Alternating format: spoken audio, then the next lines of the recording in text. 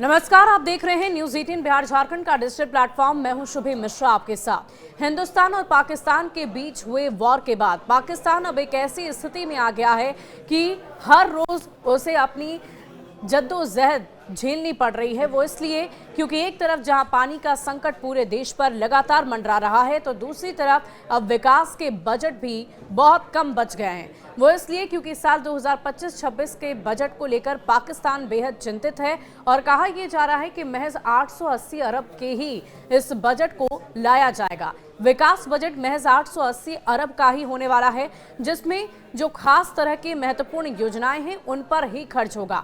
सड़क पर या अन्य इंफ्रास्ट्रक्चर पर इस तरह की योजनाओं पर खर्च नहीं किया जाएगा, बल्कि शिक्षा पर और भी ज्यादा ध्यान देने की बात पाकिस्तान की तरफ से कही जा रही है।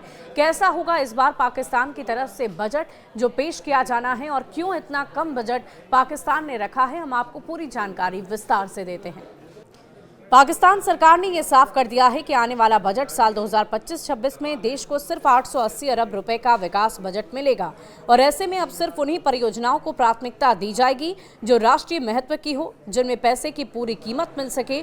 योजना मंत्री एहसान इकबाल ने इस्लामाबाद में बताया कि कुल 1 खरब रुपए के विकास बजट में 120 अरब रुपए सिर्फ बलूचिस्तान की NH-25 हाईवे को एक्सप्रेसवे बनाने में खर्च होंगे और इसके बाद बाकी बचे 880 अरब रुपए में पूरे देश का सार्वजनिक क्षेत्र विकास कार्यक्रम चलाया जाएगा।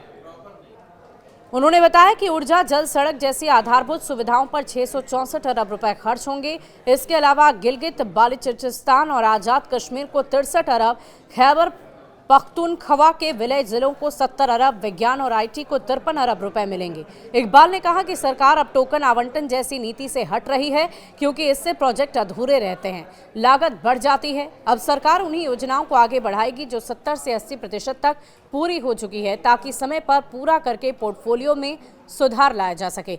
सरकार ने 1000 अरब रुपए की लागत वाली 118 परियोजनाओं को कम प्राथमिकता की सूची में डाला है। ये परियोजनाएं या तो बंद होंगी या रोक दी जाएंगी। सरकार अब प्रांतीय परियोजनाओं को राज्य के हवाले करेगी और केंद्र सिर्फ बड़ी रणनीतिक योजनाओं पर फोकस करेगा। योजना मंत्री ने कहा कि कर वसूली बहुत कम है, GDP का सिर्फ 10% और इसे राष्ट्रीय सुरक्षा जैसा मुद्दा मानते हुए सुधार की जरूरत लानी है। पाकिस्तान ने 2025 में 4.2% GDP ग्रोथ का लक्ष्य रखा है, जिसमें कृषि, उद्योग, सेवाओं से योगदान मिलेगा। सरकार विदेशों में 39 अरब डॉलर की आमदनी और 35 अरब डॉलर के निर्यात का लक्ष्य लेकर चल रही है। इकबाल ने यह भी कहा कि हाई एजुकेशन फंडिंग 3 गुना बढ़ाने की जरूरत है, क्योंकि पाकिस्तान में उच्च शिक्षा में नामांकन दर भारत बांग्लादेश से काफी पीछे है। तो पाकिस्तान का खजाना पूरी तरह से खाली हो चुका है। महज 880 अरब रुपए ही अब बच गए हैं, जिसके सहारे वो इंफ्रास्ट्रक्चर में डेवलपमेंट करने की बात कर रहे हैं। और इसके अलावा उनका कहना है कि GDP ग्रोथ भी हमारे देश का काफ़ी कम है और ऐसे में इसे एक अलार्मिंग सिचुएशन माना जा रहा है और ये कहा जा रहा है कि ऐसी परिस्थिति में GDP को बढ़ाने की अनिवार्य रूप से ज़रूरत है, नहीं तो आने वाले दिनों में पाकिस्तान को एक बड़ी त्रासदी झेलनी पड़ सकती है।